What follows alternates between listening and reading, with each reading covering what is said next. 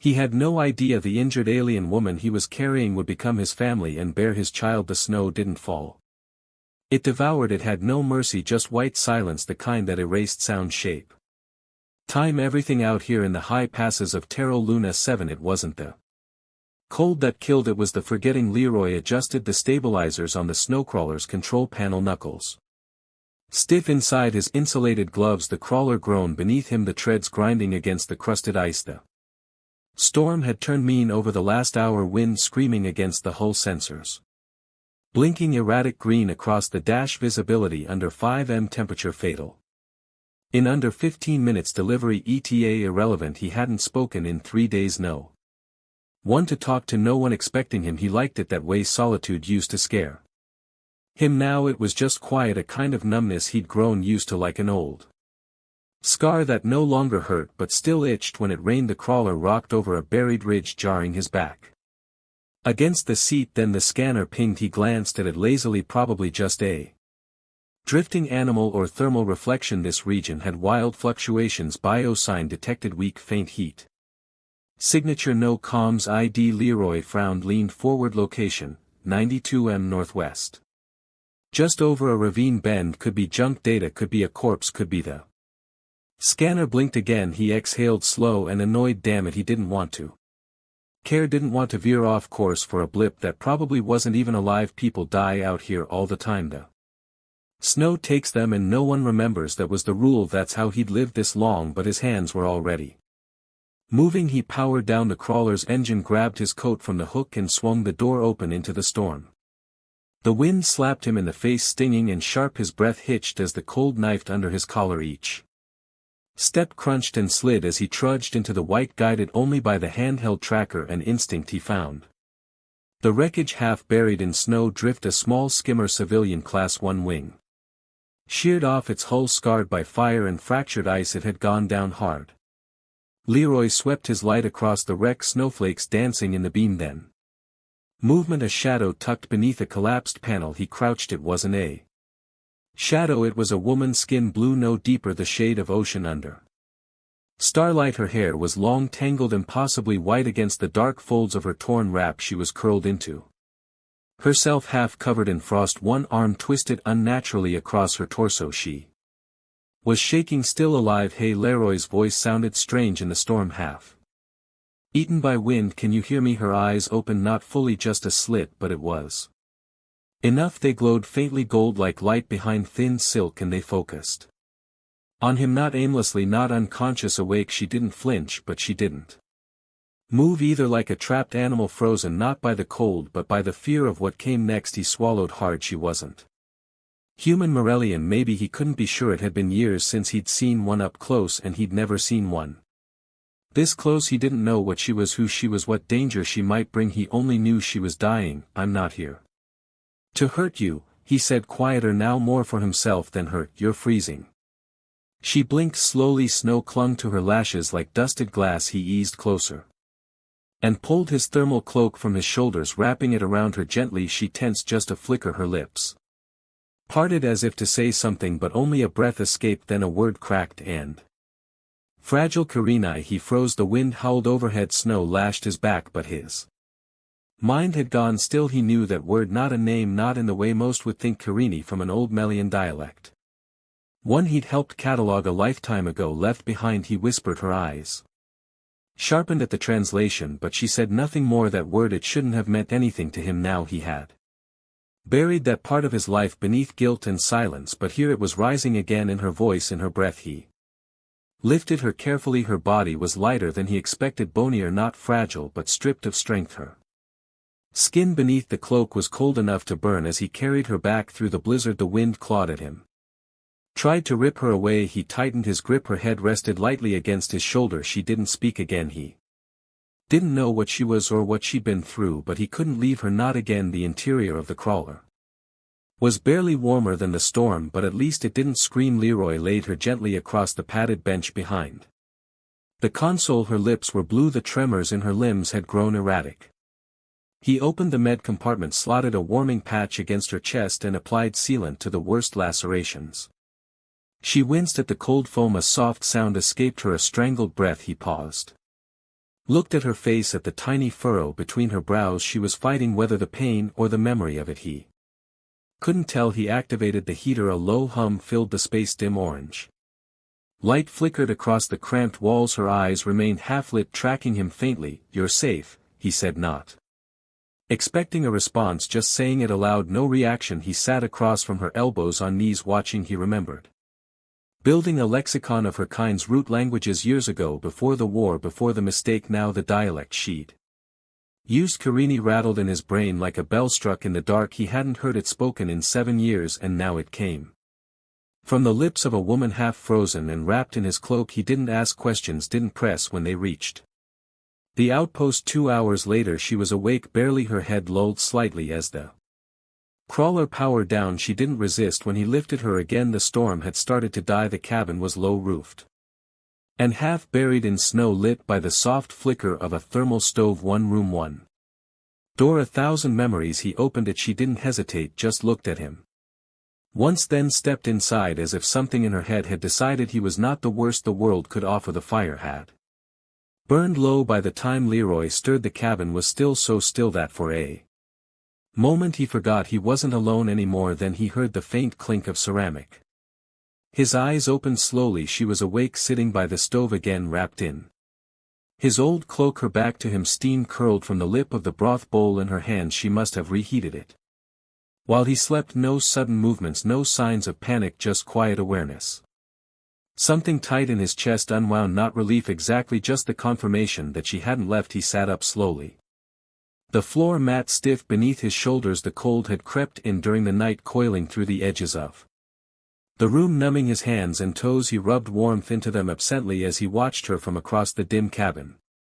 Her posture was still weary, shoulders high, back straight, but she wasn't trembling anymore. That, he told himself, was progress, not trust, just survival, making space for stillness. The fire flickered low in the stove, casting ribbons of orange across her face. He could see her features more clearly now. The fine structure of her cheekbones, the small vertical scar above her brow, the thin split in her lower lip, not fragile, just worn thin, and the way she held the bowl, both hands wrapped tightly around it, fingers pale blue against the ceramic, told him more than words could have. She was hungry, cold, still running on instinct, but she had chosen to stay.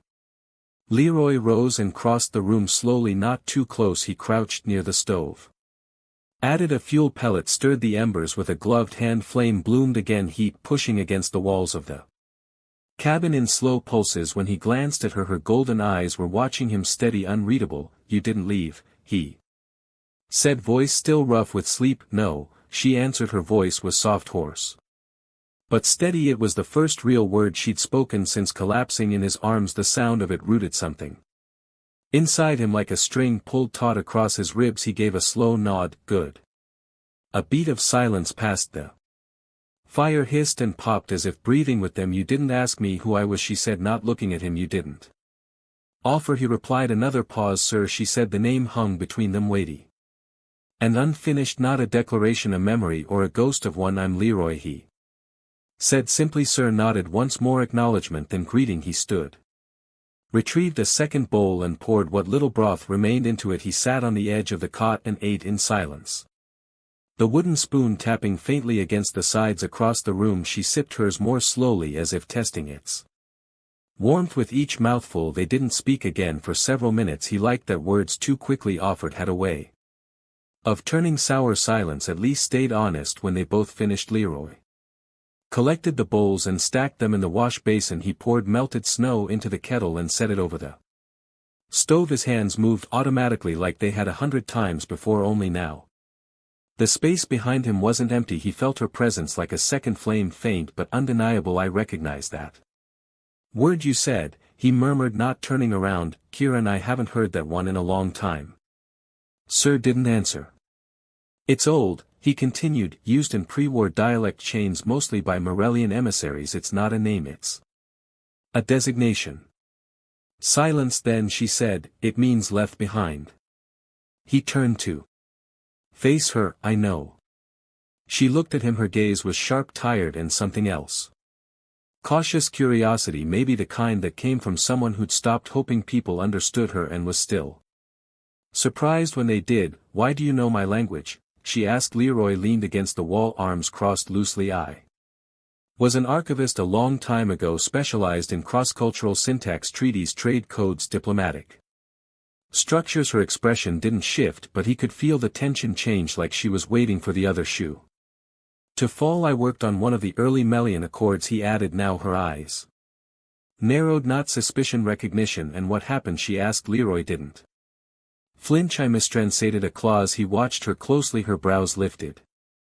Barely. Which clause? He gave a humorless smile. The one that determined whether spiritual envoys were protected under ceasefire protocols. A pause, long, heavy. Sarah looked down at her hands. That mistake killed people. Yes, he said. No defense, just a truth. Her fingers tightened around the cloak. I wasn't the only one responsible, he said, but I was loud enough that no one else had to be. You regret it every day. That was all he gave her, and it was enough. She didn't turn away, she didn't press further. They simply sat in the same room, the same warmth, both of them orbiting memories too large to speak aloud. Outside the storm had passed. A faint light leaked through the frost-covered window. Early morning sun filtered by clouds and cold. The silence of the snowfield beyond stretched endlessly in all directions. Sarah stood slowly, testing her weight. She didn't fall. She moved toward the window with careful bare feet and stood there watching the empty white world without flinching. He led her. She didn't ask where they were, didn't ask how far from help or how long she'd been unconscious. Maybe she already knew, or maybe none of it mattered anymore. You were shot down, Leroy said. Skimmer took a direct hit. No beacon, no tag. If I hadn't been passing that ridge. He trailed off. She didn't look at him. They knew I would survive the crash. It wasn't a guess. They wanted the cold to finish what they didn't. Her voice didn't shake, but something in it cracked slightly around the edges, like thin ice underfoot. He moved toward the stove, poured hot water into a mug, dropped in a rationed measure of stimulant bark. The steam rose between them like breath. He held it out to her. She turned slowly, met his gaze, then accepted it without a word. Her fingers brushed his only for a second, but they both noticed her hands were no longer ice. Why did you help me? She asked. He sat back against the table, the fire behind him painting shadows on the wall. I didn't think about it, he said. Sarah tilted her head. That's not an answer. No, he agreed, but it's the truth. She took a sip of the tea, closed her eyes, exhaled. It was the first time he saw her relax even a fraction. Her shoulders dropped half an inch, her fingers loosened, her breath slowed, and just for that moment she looked less like a survivor and more like a woman, still scarred, still weary, but present. He didn't speak again. She didn't ask more questions, but when she sat beside the fire that night she moved a little closer than the night before. The snow eased up overnight, leaving behind a hushed pale stillness. Morning filtered in through the frost-covered window, a soft blue-tinged light that brightened the cabin just enough to see without switching on the wall lamp. Outside everything had been reset. Footsteps buried, skimmer wreckage blanketed, and the storm's violence erased like it had never happened. Inside the fire was burning steady. Leroy sat at the narrow workbench near the back wall, tools spread out and ordered rows the same way. He arranged his thoughts. He was repairing the damaged thermor module from the skimmer's crash site, something to keep his hands busy. Sierra was by the stove again, knees drawn up, quietly tracing a fingertip through the layer of condensation forming on the inside of the window pane. Neither of them had said much since the night before, but something had shifted. She was no longer pressed against the wall like she expected to be thrown out, and he had started brewing enough tea for two without asking. That was their rhythm now. Quiet movements, shared heat, and unspoken truths. She broke the silence first. That scar, she said, her voice low. And even on your left hand that wasn't frostbite. Leroy glanced down. It was a thin white line that curved over the back of his knuckles, almost clean if not for the jagged hook at the end. Shattered ceramic, he replied, not looking up. A translator's tablet thrown at me. I was slower than I should have been. She gave a quiet nod, eyes still on the window. You didn't raise your hands to block it. I did. That's why it hit the left one instead of my face. A brief silence passed, then unexpectedly her voice softened. They didn't want to hear the truth. They wanted someone to blame, and I was accessible. Sarah didn't reply, but the angle of her shoulders shifted. Not exactly sympathy, but understanding. Maybe they told us humans couldn't grasp spiritual implications, she said after a moment, that your minds were bound by logic, not resonance. He gave a dry smile. Some of us believe the same about you. Another pause, then she said, you still tried. I did and failed. Leroy finally looked at her. So did everyone. Her gaze lingered on him for a moment longer before turning back to the window outside. The horizon stretched wide and blank, the sky thick with low clouds, the kind of view that made you forget the rest of the world existed. She touched her chest lightly with two fingers right over her collarbone. Not a gesture of pain but remembrance. He watched her closely. That word you knew. She said, Kirini. It wasn't just dialect. Leroy nodded. Number. It was ceremonial. Emissary class, sir. Turned slowly. I was one, she said. Before the ships burn. He didn't speak. She continued, voice flat but steady. When we were evacuated I wasn't listed. Our order had already been disbanded. I was told to stay behind and clean up what I'd helped. Cause he winced slightly at that. He knew the tone she was quoting. He'd heard it from enough politicians and corporate reps over the years to recognize it even now. Righteous cruelty, polished and sterile language. They left you, he said. They erased me. Leroy didn't reach out. He didn't offer pity. He just nodded once, like someone receiving a truth too old to console. She shifted toward the stove, warming her hands when the skimmer went down. I thought it was a mistake, just bad luck, but when I saw the power signature it wasn't random. Someone knew I was still alive and they made sure I wouldn't be for long. That's why there was no ID tag, no beacon. She nodded. Leroy sat back against the wall. So they made you a ghost before the snow even started? Yes. He thought about that for a long moment, then asked, do you want to stay a ghost? Her expression didn't change immediately, but he saw something flicker behind her eyes, uncertainty sharp and brief like a shadow crossing firelight. I haven't decided, she said.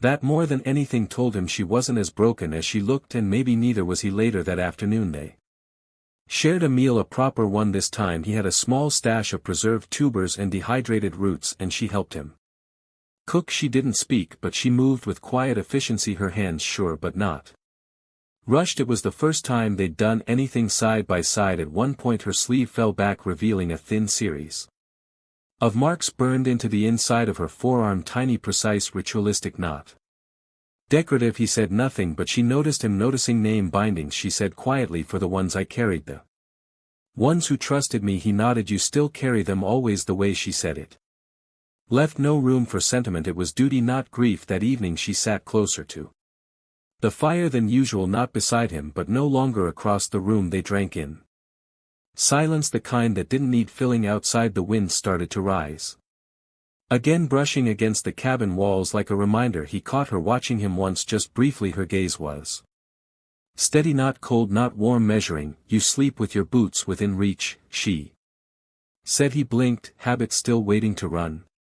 No, he said, I think I just forgot how not to. A small pause. I used to sleep in doorways, she murmured. Easier to move, harder to trap. He glanced at her. I won't lock the door, I know, she said. But I might. For the first time since she arrived he let himself smile that night.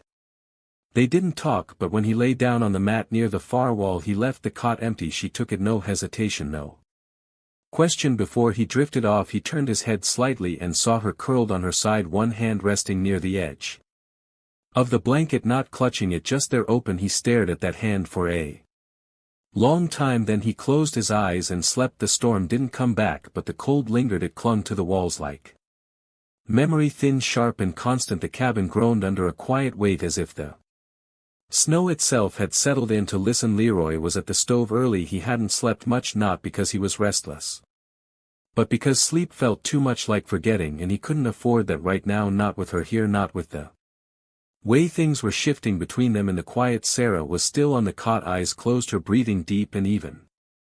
She hadn't spoken when she lay down the night before, just climbed in and turned her back to him, but she hadn't locked the door. That to him was the real sentence spoken in silence. He poured hot water into the basin, dipped the cloth and wiped down the table with slow, even motions. He wasn't trying to clean, he just needed to do something with his hands. The rhythm helped, it gave him space to think. Without spiraling behind him the cot creaked. He didn't turn, let her wake on her own time. When he finally did glance back she was sitting upright, hair falling in pale strands around her face. Her posture was rigid but her eyes weren't guarded the way they had been. There was fatigue in them but no panic. I boiled more water, he said, gesturing to The basin you can wash if you want. She didn't respond, just slipped out of the blankets and padded over barefoot. Her steps were quiet, measured. She reached for the cloth without asking. He moved aside. Leroy didn't watch her wash, just turned back to the stove and tended the kettle, but he listened to the sound of water wrung from cloth, to the occasional sharp breath she took when cold touched raw skin. It wasn't voyeurism, it was awareness. She was here, and for the first time since he'd pulled her from the wreck she was actively choosing her next action. When she finished, she didn't return to the cot. She sat at the small bench opposite him and held the mug he handed her. No words passed between them, but she didn't look away this time. Steam curled between them, quiet and warm. "You said you were an emissary," Leroy said finally, his voice low. "Is that a political role or something else?" She tilted her head, thinking, closer to a witness. She answered, "We observed the sacred laws, memorized them, carried them when others forgot." He nodded. "Like living records." "Exactly. And they disbanded your order?" "No," she said quietly, "they erased us." He didn't press further. He didn't need to. The way she held the mug like it anchored her was answer enough. Minutes passed. The cabin settled into its usual silence, broken only by the soft tick of the stove. "You new language once," she said suddenly. Leroy looked up. "You still do," she added. But not just words, meaning. He wasn't sure how to respond, so he nodded. "I listen to the way you said Kieran and I," she continued. "You said it like you'd carried it before." He exhaled slowly. "I think I have in pieces, sir." Stared at him, expression unreadable. "I thought if I could get the translations perfect," he said, "the world would stop breaking." She didn't smile, but her voice carried the shape of one. "And instead I broke it better than most." That made her blink. Then after a moment, "I was told humans rarely admit their failures." Leroy chuckled. "Then I must be defective." Silence again, this time not heavy, almost light. Later they shared food, simple boiled grains and dried meat, soaked until soft. She ate slowly now, no longer rushing, no longer ravenous, just deliberate, quiet bites, like she was rediscovering what it meant to feed herself without urgency. "Do you remember the day it happened?" he asked, not looking at her. She didn't answer immediately. "Then the sky was white, the ships lifted off, and we stood on the landing tier watching them fade. We were told another wave would come for the rest of us." Her voice didn't waver, but something behind it did. "It never came," she finished. Leroy folded his hands on the table. "Someone made that decision." "Yes," she said, "but they didn't sign it in ink." That landed between them with the weight of truth. That night, after the fire had dimmed and the air cooled again, Leroy lay down on the mat beside the wall. The cot creaked again, and he assumed she was turning over. Then he felt its soft steps across the floor. He opened his eyes. Sarah stood at the edge of his mat, eyes uncertain but not afraid. He sat up slowly, blinking the fatigue from his vision. She didn't move, didn't speak, just knelt beside him and settled onto the floor, a single blanket wrapped around her shoulders. "I'm not cold," she said. He nodded. "I know." They sat there side by side, the silence so complete it was almost fragile. After a while her shoulder brushed his, barely, just pressure, not accidental. She didn't move away. His heart tightened, then softened all at once. Sarah let out a long breath. The kind you don't realize you've been holding until it's already gone. Her hand rested beside his on the floor, not touching but close. He looked at her. She was staring at the fire. "I don't know what I'm doing," she said softly. "Me neither," he replied. She turned to him, then fully their eyes met in the dim light. Leroy didn't lean in, neither did she. They just stopped breathing for a moment. Shared air, shared stillness. Her fingers moved first. They slid over his, slow and deliberate, not urgent, not asking. He didn't close his hand around hers, just let the contact settle. A minute passed like that, then another. It wasn't passion, it wasn't desperation, it was the first real connection between two people who had spent too long being forgotten. And in that touch there was no past, no war, no names, just breathe, just now. Leroy heard it before he saw it, the steady hum of an engine high above, too smooth for a transport, too deliberate to be weather monitoring. He stepped away from the sled he was calibrating and glanced toward the pale sky above the canyon rim. The clouds were high and slow moving, nothing to reflect that low pulsing vibration except a machine. He scanned the horizon again, then it came, a flicker of metal against the clouds, far too clean and precise to be natural. A scanned ship, not a patrol, and not by accident. He turned back toward the shelter, his pulse tightening inside. Sarah was hunched over a heating coil, Working a repair weave into the corner insulation panel, she looked up as he entered, face calm but alert. There. Back, Leroy said. She didn't ask who she already knew. Instead she stood slowly.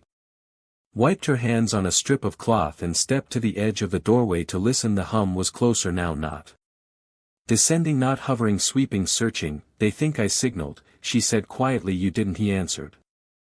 Number, but something in that wreckage might have. One of the bindings could have activated when the storm exposed it. If it pulsed a call phrase through the debris field, they picked it up. They'll assume I'm alive, or worse, remembered. Leroy looked at her. You were part of a spiritual order. If the language you carried resurfaced, that's not a body.